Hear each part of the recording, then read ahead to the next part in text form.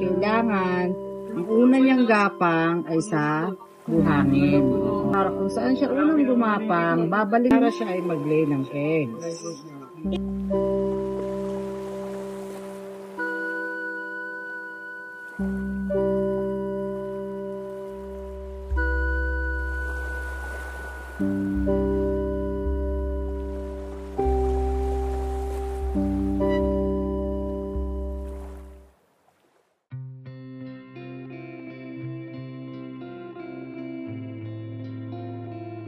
I've always been curious about the life of sea turtles. How they can hold their breath for hours at a time, and how they can travel the whole world, but they can still manage to come back home where they hatched to lay their own eggs 20 years later. I found out about a local organization in Naik City, Cavite called SLPP, or Samahan ng Labak Pawikan Patroller, who started the project just a few years ago. With just a handful of volunteers, SLPP has made it their life mission to protect the olive ridley turtles of Naik, Cavite. The SLPP welcomes and encourages tourists or locals to join them, whether to patrol the shores for nesting mothers or to release the baby turtles back to the ocean. Their organization aims to educate people in turtle conservation, since it's rare to find a turtle sanctuary just a few hours from Manila. We hope that by the end of this video, you would also be inspired to volunteer and become part of the SLPP community to help sea turtles fight against extinction.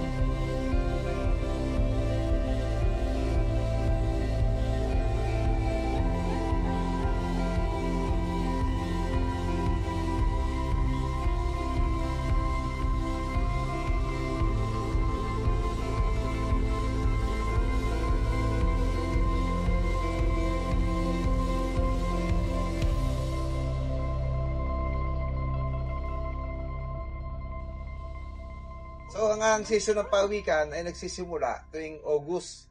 Totally, September. August pala ang nakakita na tayo.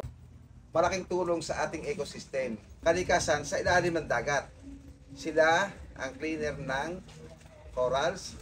Then sila din ang nagpoprotekta doon sa maliliit na sabihin nating mga species na isda. Then bukod doon, ang pinakapaborito namang pagkain ni pawikan ay itong jellyfish.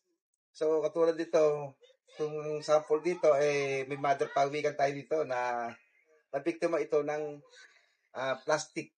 So, nakakain siya ng plastic, kaya akala niya ay jellyfish. Kasi yung bisan, sa katulad natin tao, tayo ay nakakalingat na pagtapon ng basura natin. Pag nakarating sa kanal, dumating sa ilog, lalo tayo parte ng Manila Bay, ang baksak nito sa Manila Bay.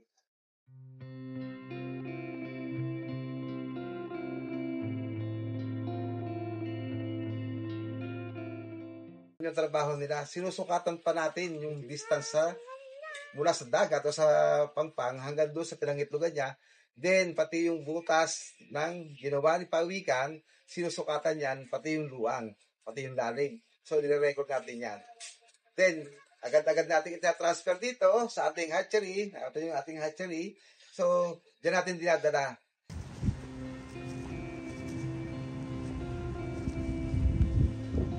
Ito yung ating sample ng ito ay date December 23, 24, 62 eggs. Ito yung nest code natin, 74. So, dito tayo bumabase kung ilan days yung inaano ng ito sila simula 45 days hanggang 60 days. Pinapantayan na yan. Minomonitor na para siya malaman natin kung ilan yung then i-evaluate siya. Bibilang naman tayo ng 5 days to 6 days para i-evaluate. Katulad yan, i-evaluate nila. Binubuksan yan.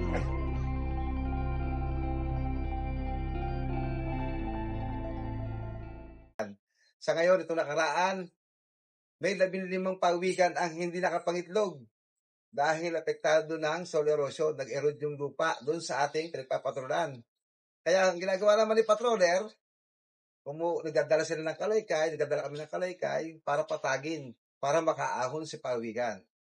So, ayun, ang ginagawa ng patroller. So, nagpapasalamat nga ako sa patroller. Voluntaryo, sumasama sa atin.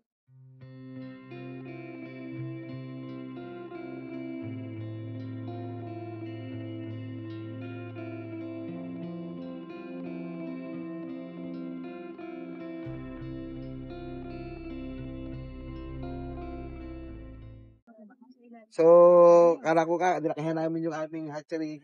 Expected namin mapupuno.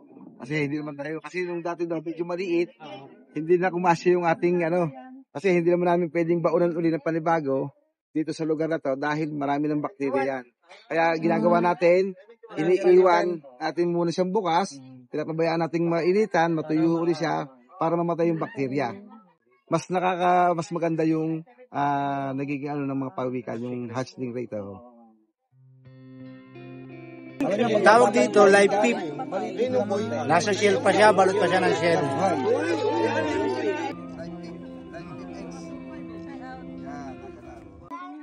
Kasama pa sa revision mo. Ilang percent possibility na sisigari siya na konti? Wala, kaya lang sasama natin, sayang. Sayang Kaya importante sa kanya yun, kung saan ipinanganak si pawikan o saan unang gumapang, babalik siya. Kaya inaano namin na huwag hawakan at ilagay sa palad. Pagka kasi ilagay sa palad, matatandaan kayo ang hahanapin. Ano ba, ilagay sa palad? Kung nasa trabaho kayo, nako, baka gumapang ang pawikan ng hanapin kayo. Beke, kung ang pawikan ay mayroong cellphone, matatawagan kayo. Di ba? Kailangan tao ang mag-aantay. Kasi mas nakakaintindi yung tao. Ang pawikan, hindi. So, i-hold mo siya. Maubos yung energy niya. Paano pa siya lalangoy? Paano pa siya makakapunta sa habitat?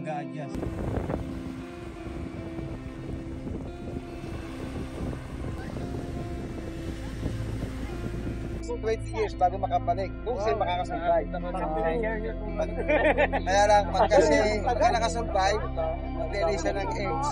Doon na sa aahon. Kaya minsan lang siya gagapang sa